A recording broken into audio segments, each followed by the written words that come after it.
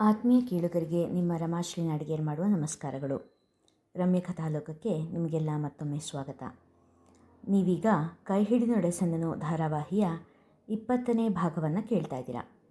ಕಥೆ ಪ್ರಾರಂಭ ಮಾಡೋದಕ್ಕೂ ಮೊದಲು ಯಾರ್ಯಾರು ಇನ್ನೂ ನಮ್ಮ ಚಾನಲ್ನ ಸಬ್ಸ್ಕ್ರೈಬ್ ಮಾಡಿಕೊಂಡಿಲ್ಲ ಅವರೆಲ್ಲ ದಯವಿಟ್ಟು ಚಾನಲ್ನ ಸಬ್ಸ್ಕ್ರೈಬ್ ಮಾಡಿಕೊಳ್ಳಿ. ಕಥೆಯನ್ನು ಲೈಕ್ ಮಾಡಿ ಶೇರ್ ಮಾಡೋದನ್ನು ಮರಿಬೇಡಿ. ಈಗ ಕಥೆಯ ಮುಂದಿನ ಭಾಗಕ್ಕೆ ಹೋಗೋಣ. ಏನೂ ಸ್ಪಷ್ಟವಾಗಿ ಗೊತ್ತಾಗ್ತಾ ಇಲ್ಲ. ಒಂಥರ ಕಣ್ಣು ಕಟ್ಟಿ ಕಾಡಲ್ಲಿ ಬಿಟ್ಟ ಹಾಗಿದೆ. ಗುರಿ ದಾರಿ ಎರಡೂ ನಿಚ್ಚಳವಾಗಿಲ್ಲ. ಕೊನೆಯಿಲ್ಲದ ಪ್ರಪಾತಕ್ಕೆ ಬೀಳ್ತಾ ಇದ್ದೀವೇನೋ ಅನ್ನಿಸ್ತಾ ಇದೆ. ಸರೆಯು ತನ್ನ ಆತಂಕವನ್ನು ಸುಮಂತನಲ್ಲಿ ಹೇಳಿಕೊಳ್ಳುತ್ತಿದ್ದಳು. ಮನೆಯ ಮಹಡಿಯ ಮೇಲೆ ಯಾರಿಗೂ ತಿಳಿಯದಂತೆ ಭೇಟಿಯಾಗಿದ್ದರು ಈ ಜೋಡಿ ಹಕ್ಕಿಗಳು. ಗಜೀಬೋದ ಕಂಬದ ಬಳಿ ನಿಂತಿದ್ದ ಸರೆಯೋಳ ಬಳಿ ಸಾಗಿದ ಸುಮಂತ ಹಿಂದಿನಿಂದ ಅವಳನ್ನು ಅಪ್ಪಿದ. ಬಿಡಿಪ್ಪ, ಯಾರಾದರೂ ನೋಡ್ತಾರೆ. ದೂರ ಹೋಗುವ ಮನಸ್ಸಿಲ್ಲದಿದ್ದರೂ ಯಾರಾದರೂ ಕಂಡರೆ ಎಂಬ ಭಯ ಸರೆಯೋಳದ್ದು. ಯಾರಿದ್ದಾರೆ ಕಾಣೋಕೆ? ಮೃದುವಾಗಿ ತುಟಿಯನ್ನುರಿದ ಅವಳ ಕೆನ್ನೆ ಮೇಲೆ. ಎಲ್ಲ ಕನಸಿನಲ್ಲಿ ನಡೆದ ಹಾಗೆ ಅನ್ನಿಸ್ತಾ ಇದೆ. 2 ವರ್ಷಗಳ ಪ್ರಾಬ್ಲಮ್ಗೆ 2 ದಿನದಲ್ಲಿ ಪರಿಹಾರ ಸಿಕ್ಬಿಡ್ತು, ನೆಮ್ಮದಿಯಿಂದ ಹೇಳಿದ ಸುಮಂತ್. ಪರಿಹಾರ ಎಲ್ಲಿ ಸಿಕ್ಕಿದೆ? ನಿಜ ಹೇಳಬೇಕು ಅಂದರೆ ಈಗ ನಿಜವಾದ ಯುದ್ಧ ಶುರುವಾಗಿದೆ ಎಂದಳು ಸರಿಯೋ ಆತಂಕದಿಂದ. ಹಾಗ್ಯಾಕೆ ಹೇಳ್ತೀಯ ಸರಿಯೋ? ಪರಿಹಾರ ಪೂರ್ತಿ ಸರಿಯಾಗಿ ಸಿಗದೆ ಹೋದರೂ ಆ ದಾರಿಲಂತೂ ಹೋಗ್ತಾ ಇದ್ದೀವಿ ತಾನೇ. ಅಮ್ಮನ್ನ ಹಾಸ್ಪಿಟ್ಲಿಗೆ ಸೇರಿಸಿ ಆಗಿದೆ. ಮಾಯಾ ಪಾಪ ಹಾಸಿಗೆ ಸೇರಿದ್ದಾಳೆ. ಅಪ್ಪು ಜವಾಬ್ದಾರಿ ನಿನ್ನ ಕೈಗೆ ಬಂದಿದೆ. ಅರುಣನ ಹಿಂದೆ ಭುವನ ಇದ್ದಾನೆ. ಮತ್ತಿನ್ನೇನು ಸಮಸ್ಯೆ? ತುಂಬ ನಿರಾಶೆ ಆಗಬೇಡ. ಸರಯುವಿನ ಆತಂಕಕ್ಕೆ ಸುಮಂತ ಸಮಾಧಾನದ ಮಾತುಗಳನ್ನಾಡಿದ. ನೀವು ಹೇಳ್ದಾಗೆ ಮಾಯಾ ಹಾಸಿಗೆ ಹಿಡಿದಿರೋನೇನೋ ನಿಜ, ಆದರೆ ಅದು 1-2 ದಿನಗಳ ಮಟ್ಟಿಗೆ. ಜೊತೆಗೆ ನಮಗಿನ್ನೂ ಅವಳ ಹಿಂದೆ ಇರೋರು ಯಾರು, ಅವ್ರು ಯಾಕೆ ಮನೆತನದ ನಾಶನ ಬಯಸ್ತಾ ಇದ್ದಾರೆ ಅನ್ನೋದು ಗೊತ್ತಾಗಿಲ್ವಲ್ಲ, ಚಿಂತೆಯಿಂದ ನುಡಿದಳು ಸರೆಯು. ಸರೆಯುವನ್ನು ತನ್ನತ್ತ ತಿರುಗಿಸಿಕೊಂಡನು ಸುಮಂತ್. ಅದು ಕೂಡ ಬೇಗ ತಿಳಿಯುತ್ತೆ ಬಿಡು. ನಾವು 2 ವರ್ಷದಿಂದ ಸಮಸ್ಯೆ ಸುತ್ತ ಗಿರಿಕಿ ಹೊಡ್ತಾ ಇದ್ವಿ, ಆದರೆ ಪರಿಹಾರ ಹೇಗೆ ಅನ್ನೋದು ಗೊತ್ತಾಗಿರಲಿಲ್ಲ. ಈಗ ಅಟ್ಲೀಸ್ಟ್ ಒಂದು ರೇ ಆಫ್ ಹೋಪ್ ಕಾಣಿಸಿದೆ ಅಲ್ವಾ? ಇನ್ನು ಸ್ವಲ್ಪ ದಿನದಲ್ಲಿ ಪರಿಹಾರ ಕೂಡ ಆಗುತ್ತೆ, ಡೋಂಟ್ ವರಿ. ಆದರೆ ಒಂದು ಮಾತು ಹೇಳಬೇಕು ನಿನಗೆ. ಇನ್ನು ಸ್ವಲ್ಪ ದಿನ ನಾನು ಮಾಯನ ಹತ್ರ ತುಂಬ ಕ್ಲೋಸ್ ಆಗಿಯೇ ಮೂವ್ ಮಾಡಬೇಕಾಗುತ್ತೆ. ತುಂಬ ಸಲಿಗೆಯಿಂದ ಇರಬೇಕಾಗುತ್ತೆ. ನಿನ್ನ ಎದುರಿಗೇನೆ ಅವಳ ಜೊತೆ ಸರಸವಾಗಿ ಇರಬೇಕಾಗಿ ಬಂದರೂ ಬರಬಹುದು. ಆದರೆ ಪ್ಲೀಸ್ ನನ್ನ ಮೇಲೆ ನಂಬಿಕೆ ಕಳ್ಕೊಬೇಡ, ಬೇಡಿಕೊಳ್ಳುವ ದನಿಯಲ್ಲಿ ಹೇಳಿದ ಸುಮಂತ್. ಯಾವುದೋ ಒಂದು ದೃಶ್ಯ ನೋಡಿ ಅಥವಾ ಯಾರ್ದೋ ಮಾತು ಕೇಳಿ ನಂಬಿಕೆ ಕಳ್ಕೊಳ್ಳೋದಕ್ಕೆ ಇದು ಸಿನಿಮಾನೋ ಧಾರಾವಾಹಿನೋ ಅಲ್ಲ, ಜೀವನ. ನೀವು ಏನು ಮಾಡ್ತಾ ಇದ್ದೀರಾ ಅನ್ನೋದು ನನಗೆ ಗೊತ್ತು. ನಮ್ಮ ಸಂಬಂಧದಲ್ಲಿ ನಂಬಿಕೆಗೆ ಯಾವತ್ತೂ ಕೊರತೆ ಆಗಲ್ಲ, ದೃಢತೆಯಿಂದ ಹೇಳಿದಳು ಸರಯು. ಸರಯುವಿನ ಮಾತು ಕೇಳಿ ಪ್ರೀತಿಯಿಂದ ಆಲಂಗಿಸಿದ ಸುಮಂತ್. ಪ್ರೇಮಿಗಳ ಸಲ್ಲಾಪಕ್ಕೆ ಅಡ್ಡಿಲ ಆಗಲಾರೆ ಎಂಬಂತೆ ಮೋಡದ ಒಳಗೆ ಅಡಗಿದ ಚಂದಿರ. ಮಾಯಾ ಯಾಕೆ ಹಾಸಿಗೆ ಹಿಡಿದಿದ್ದಾಳೆ? ಭುವನ್ ಯಾರು? ಗಿರ್ಜಮ್ಮ ಎಲ್ಲಿ? ಎಲ್ಲ ವಿಷಯ ತಿಳಿಯೋದಕ್ಕೆ 2 ದಿನಗಳ ಹಿಂದೆ ನಡೆದದ್ದನ್ನು ತಿಳಿಬೇಕು. 2 ದಿನಗಳ ಹಿಂದೆ ರವೀಶ ವೈದ್ಯನೇ ಅಲ್ಲವೆಂಬ ಸತ್ಯ ತಿಳಿದು ರಾಯರು ಒಂದು ದೃಢ ನಿರ್ಧಾರ ತೆಗೆದುಕೊಂಡರು. ನೋಡಿ ಮಕ್ಕಳೇ, ಇದು ನಾನು ನೀವು ಮಾತ್ರ ಸೇರಿ ಸಾಲ್ವ್ ಮಾಡೋವಂಥ ವಿಷಯ ಅಲ್ಲ. ಇದಕ್ಕೆ ಖಂಡಿತವಾಗಿ ಕಾನೂನಿನ ನೆರವು ಬೇಕಾಗುತ್ತೆ, ಹೇಳಿದರು ರಾಯರು. ಹೌದು ಅಪ್ಪಾಜಿ, ನೀವು ಹೇಳ್ತಾ ಇರೋದು ಸರಿ ಇದೆ. ಆದರೆ ಕಾನೂನು ಸಾಕ್ಷಿ ಕೇಳುತ್ತೆ. ನಮಗೆ ಸತ್ಯ ಗೊತ್ತಿದೆ, ಆದರೆ ಒಂದೂ ಸಾಕ್ಷಿ ಇಲ್ಲ. ಸುಮಂತ್ ಸಮಸ್ಯೆ ಬಿಡಿಸಿಟ್ಟಾಗ ರಾಯರು, ರವೀಶನ್ ವಿರುದ್ಧ ಸಾಕ್ಷಿ ಇದೆಯಲ್ಲ, ಅವನು ವೈದ್ಯ ಅಲ್ಲ ಅನ್ನೋದಕ್ಕೆ ಸಾಕ್ಷಿ ಕೊಟ್ಟರೆ ಆಗೋಯ್ತಲ್ಲ ಎಂದರು.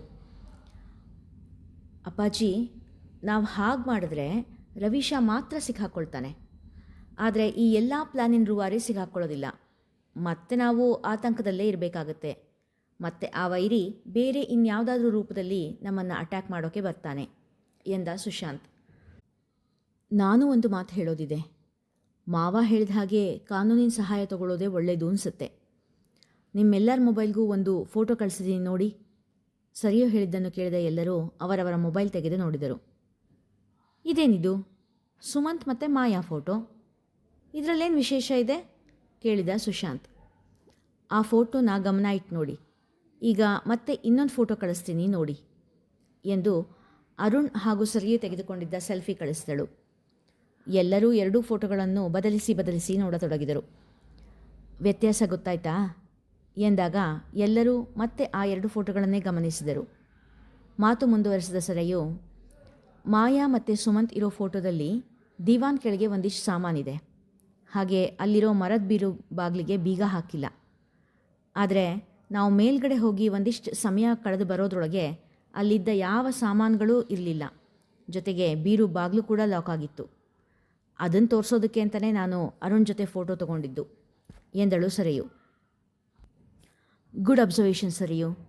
ಇನ್ನೊಂದು ವಿಷಯ ಗಮನಿಸು. ಮೊದಲನೇ ಫೋಟೋದಲ್ಲಿ ಬಾಗಿಲ ಹತ್ರ ಯಾರ್ದೋ ಕೈ ಕಾಣಿಸ್ತಾ ಇದೆ ಎಂದ ಸುಶಾಂತ್. ನಿಜವಾಗ್ಲೂ ನನಗೆ ಇದರಲ್ಲಿ ಏನು ತೊಂದರೆ ಇದೆ ಅಂತ ಗೊತ್ತಾಗ್ತಾ ಇಲ್ಲ. ಮಂಚದ ಕೆಳಗಿರೋ ಸಾಮಾನಿನಲ್ಲಿ ಏನು ಪ್ರಾಬ್ಲಮ್ ಇದೆ? ಆಮೇಲೆ ಅದನ್ನು ಯಾಕೆ ತೆಗೆದಿಟ್ರು? ಆ ಸಾಮಾನಿನಲ್ಲಿ ಅನುಮಾನ ಪಡೋಂಥದ್ದು ಏನಿದೆ ಎಂದು ಕೇಳಿದರು ರಾಯರು. ಮಾವ, ಆ ಫೋಟೋನ ಝೂಮ್ ಮಾಡಿ ನೋಡಿ. ಅದರಲ್ಲಿ ಕಾಣಿಸ್ತಾ ಇರೋ ಔಟರ್ ಕವರಿಂಗ್ ಪ್ಯಾಕೇಜು ನಮ್ಮ ಫ್ಯಾಕ್ಟ್ರಿಯದ್ದು. ಅದರ ಪಕ್ಕದಲ್ಲೇ ನೋಡಿ, ಏನೋ ಪುಡಿಗಳೆಲ್ಲ ಕಾಣಿಸ್ತಾ ಇದೆ. ಅದು ಸ್ವಲ್ಪ ನಮ್ಮ ಫ್ಯಾಕ್ಟ್ರಿಲೇ ತಯಾರಾಗಿರೋದಿರಬೇಕು. ಮತ್ತು ಕೆಲವು ನಮ್ಮ ಫ್ಯಾಕ್ಟ್ರಿದಲ್ಲ ಅನ್ನಿಸ್ತಾ ಇದೆ. ಅದರ ಪ್ಯಾಕೇಜಿಂಗು ಸ್ವಲ್ಪ ಡಿಫ್ರೆಂಟ್ ಅನ್ನಿಸ್ತಾ ಇದೆ. ಒಂದೋ ಇದರಲ್ಲಿ ಏನೋ ಕಲಬೆರಕೆ ನಡೀತಾ ಇದೆ ಅಂತ ಅನಿಸುತ್ತೆ, ಅಥವಾ ತೂಕದಲ್ಲಿ ಏನೋ ವ್ಯತ್ಯಾಸ ನಡೀತಾ ಇದೆ ಅಂತ ಅನಿಸುತ್ತೆ.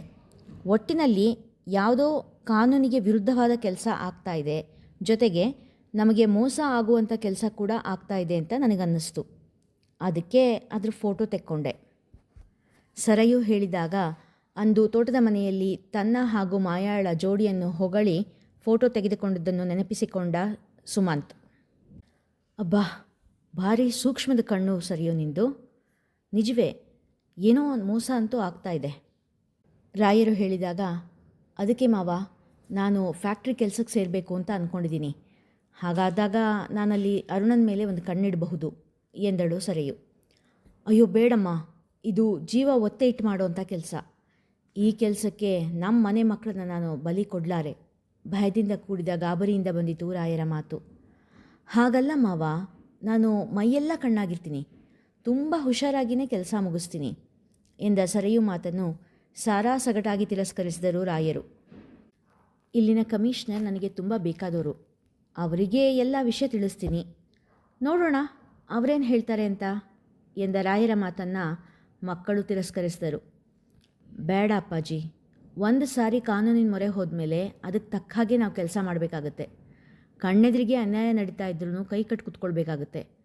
ಸಾಕ್ಷಿ ಎಲ್ಲ ಸಿಕ್ಕ ಮೇಲೆ ಕಾನೂನಿಗೆ ಒಪ್ಸೋಣ ಎಂದ ಸುಮಂತನ ಮಾತನ್ನು ಉಳಿದವರು ಅನುಮೋದಿಸಿದರು. ಏನೇ ಮಾಡೋದಿದ್ರೂ ಪೊನ್ನಿ ಇಲ್ಲಿಗೆ ವಾಪಸ್ ಬರೋದ್ರೊಳಗೆ ಮಾಡಬೇಕು, ಇಲ್ಲಾಂದರೆ ಮತ್ತೆ ತೊಂದರೆ ಆಗುತ್ತೆ ಎಂದ ಸರಿಯುವಿನ ಮಾತು ಎಲ್ಲರನ್ನೂ ಚಿಂತೆಯಲ್ಲಿ ನೂಕಿತು. ನೋಡಿಪ್ಪ, ಇದು ಸಿನಿಮಾನೋ ಧಾರಾವಾಹಿನೋ ಅಲ್ಲ. ನಾವೆಲ್ಲ ಸಾಮಾನ್ಯ ಮನುಷ್ಯರು. ಹೀರೋಗಳ ಹಾಗೆ ಹೊಡೆದಾಟ ಬಡ್ದೋಟ ಮಾಡೋಕ್ಕಾಗಲ್ಲ. ಹಾಗೆ ಕ್ರಿಮಿನಲ್ಗಳ ರೀತಿ ಯೋಚನೆ ಮಾಡಿ ಅಥವಾ ಪೊಲೀಸರ ರೀತಿ ಯೋಚನೆ ಮಾಡಿ ಆಗಲಿ ಕೆಲಸ ಮಾಡೋಕ್ಕಾಗಲ್ಲ. ನಮಗೆ ಆ ರೀತಿ ಯೋಚನೆ ಮಾಡೋರ ಸಹಾಯ ಬೇಕೇ ಬೇಕಾಗುತ್ತೆ ಎಂದರು ರಾಯರು. ಸ್ವಲ್ಪ ಹೊತ್ತು ಎಲ್ಲರೂ ಯೋಚಿಸಿದ ನಂತರ ಮತ್ತೆ ರಾಯರು, ಕ್ರಿಮಿನಲ್ಗಳ ನೆರವು ಕೇಳೋಕ್ಕೆ ನಾನು ಸಿದ್ಧ ಇಲ್ಲ, ಪೊಲೀಸರ ನೆರವು ಕೇಳೋದು ಬೇಡ ಅಂತ ನೀವು ಹೇಳ್ತಾ ಇದ್ದೀರಾ. ಮತ್ತು ಈ ಸಮಸ್ಯೆನ ಹೇಗೆ ಬಗೆಹರಿಸೋದು ಎಂದು ಚಿಂತೆಯಿಂದ ನುಡಿದರು ರಾಯರು. ಚಕ್ರವ್ಯೂಹದಲ್ಲಿ ಸಿಲುಕಿ ಹಾಕಿಕೊಂಡಿದ್ದ ಬೃಂದಾವನದವರೆಗೆ ಶ್ರೀಕೃಷ್ಣನಂಥ ಸಾರಥಿಯ ಅವಶ್ಯಕತೆ ತುಂಬಾ ಇತ್ತು. ಕೆಲಕಾಲ ಚಿಂತಿಸಿದ ರಾಯರಿಗೆ ತಮ್ಮ ಸ್ನೇಹಿತನ ನೆನಪಾಯಿತು.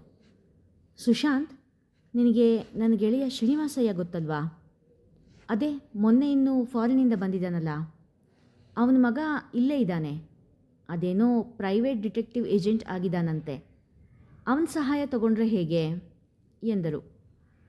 ಇಲ್ಲೇ ಅಂದರೆ ಇದೇ ಊರಲ್ಲೇ ಇದ್ದಾನಾ ಕೇಳಿದ ಸುಶಾಂತ್. ಅಲ್ಲಪ್ಪ, ಈ ಊರಲ್ಲಿಲ್ಲ ಅವನಿರೋದು ಬೆಂಗಳೂರಲ್ಲಿ. ಆದರೆ ನಾವು ಹೇಳಿದ್ರೆ ಖಂಡಿತ ಬರ್ತಾನೆ. ಅವನ ಹತ್ರ ಮಾತಾಡಿ ಈ ಸಮಸ್ಯೆಗೆ ಒಂದು ಪರಿಹಾರ ಕಂಡುಹಿಡಿಬೋದಲ್ಲ ಎಂದರು ರಾಯರು. ಇದು ಒಳ್ಳೆಯ ಉಪಾಯ ಅಂತ ಅನಿಸುತ್ತೆ. ಆದರೆ ಅವ್ರ ಸಹಾಯ ತಗೊಂಡ್ರೆ ಎಲ್ಲರಿಗೂ ಗೊತ್ತಾಗ್ಬಿಡುತ್ತಲ್ವ ಮಾವ ಎಂದಳು ಸರೆಯು. ಇಲ್ಲ ಸರಿಯೋ, ಹಾಗೆಲ್ಲ ಆಗೋದಿಲ್ಲ. ಪ್ರೈವೇಟ್ ಡಿಟೆಕ್ಟಿವ್ ಏಜೆಂಟ್ಗಳು ಯಾರಿಗೂ ಗೊತ್ತಾಗದೇ ಇರೋ ಹಾಗೆ ಕೆಲಸ ಮಾಡ್ತಾರೆ. ಅವರನ್ನು ಸಂಪರ್ಕಿಸಿದ್ರೆ ನಮಗೆ ಒಳ್ಳೆಯದು ಅಂತ ಅನಿಸುತ್ತೆ ಎಂದ ಸುಶಾಂತನ ಮಾತಿನಂತೆ ರಾಯರು ತಮ್ಮ ಸ್ನೇಹಿತ ಶ್ರೀನಿವಾಸಯ್ಯನವರಿಗೆ ಕರೆ ಮಾಡಿದ್ದರು. ವಿಶ್ವಾಸನ ಬರುವಿಕೆಗೆ ಬೃಂದಾವನ ಕಾಯುತ್ತಲಿತ್ತು. ಮಾರನೇ ದಿನ ಬೆಳಿಗ್ಗೆ ವಿಶ್ವಾಸ್ ಬಂದ ಮೇಲೆ ತಮಗೆ ತಿಳಿದಿರುವುದನ್ನೆಲ್ಲ ಎಲ್ಲರೂ ತಿಳಿಸಿದರು. ಸರಿಯುವಿನ ಅಬ್ಸರ್ವೇಷನ್, ಸುಮಂತ ಸುಶಾಂತ ಅನುಭವಿಸಿದ್ದು, ಹಾಗೆ ಅವರು ಚೆಲುವೆಯನ್ನು ಕಂಡಿದ್ದು, ಆ ವಿಡಿಯೋ ರೆಕಾರ್ಡಿಂಗ್ ಎಲ್ಲವೂ ಕೂಡ ವಿಶ್ವಾಸನ ಕೈ ಸೇರಿತ್ತು. ಸೊ ಇವತ್ತಿಂದಾನೇ ಕೆಲಸ ಶುರುವಾಗಬೇಕು. ನಾನು ಹೇಳಿದ ಹಾಗೆ ನೀವು ಮಾಡ್ತಾ ಹೋಗಿ. ಮೊದಲನೇ ಕೆಲಸ ರವೀಶ್ ಊರು ಬಿಟ್ಟು ಹೋಗಬೇಕು ಎಂದ ವಿಶ್ವಾಸನ ಮಾತಿಗೆ ಸುಶಾಂತ್, ಅಯ್ಯೋ ಅವನು ಊರು ಬಿಟ್ಟು ಹೋಗ್ಬಿಟ್ರೆ ಇರೋ ಒಂದು ಕೊಂಡಿನೂ ಮಿಸ್ ಆಗಿಬಿಡುತ್ತೆ ಎಂದ ಚಿಂತೆಯಿಂದ. ನೋ ನೋ ನೋ, ಅವನು ಊರು ಬಿಟ್ಟು ಹೋಗಲ್ಲ. ಆದರೆ ಅವನು ಊರು ಬಿಟ್ಟು ಹೋದ ಹಾಗೆ ಮಾಯಾಗೆ, ಅರುಣ್ಗೆ, ಹಾಗೆ ಅವ್ರ ಹಿಂದೆ ಇರೋರಿಗೆ ಅನ್ನಿಸ್ಬೇಕು. ವಿಶ್ವಾಸ್ ಹೇಳಿದಾಗ ಸುಮಂತ್ ಹಾಗೂ ಸುಶಾಂತ್ ತೃಪ್ತಿಯಿಂದ ತಲೆ ಆಡಿಸಿದರು. ಇನ್ನೊಂದು ಮುಖ್ಯವಾದ ಕೆಲಸ ಕೂಡ ಆಗಬೇಕಾಗಿದೆ ಎಂದು ತನ್ನ ಪ್ಲ್ಯಾನನ್ನು ಎಲ್ಲರಿಗೂ ವಿವರಿಸಿದನು ವಿಶ್ವಾಸ್ ಅನುಭವಿ ಪತ್ತೆದಾರ. ತನ್ನ ಪದರಿಗೆ ಬಂದ ಕೂಡಲೇ ಕೇಸಿನ ಎಲ್ಲ ಆಯಾಮಗಳ ಬಗ್ಗೆಯೂ ಚಿಂತಿಸಿ ದಾರಿ ಹುಡುಕುವ ಚಾಣಾಕ್ಷ. ರಾಯರ ಮನೆಯ ಸಮಸ್ಯೆಯ ಎಲ್ಲ ಮಗ್ಗಲುಗಳನ್ನು ಪರೀಕ್ಷಿಸಲು ಸಮಯಾವಕಾಶದ ಕೊರತೆ ಇತ್ತು. ಅದಕ್ಕೆ ಕಾಲಾವಕಾಶ ಅವನೇ ಮಾಡಿಕೊಳ್ಳಬೇಕಿತ್ತು.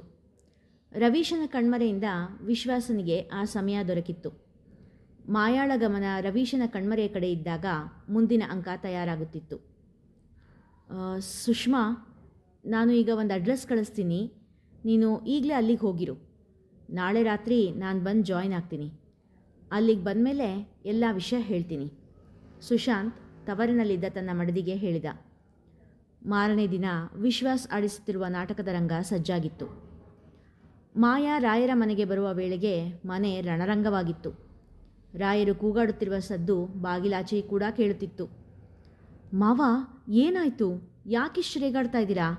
ನೀವು ಹೀಗೆ ಕೂಗಾಡ್ತಾ ಇದ್ದರೆ ನಿಮ್ಮ ಆರೋಗ್ಯದ ಗತಿ ಏನು?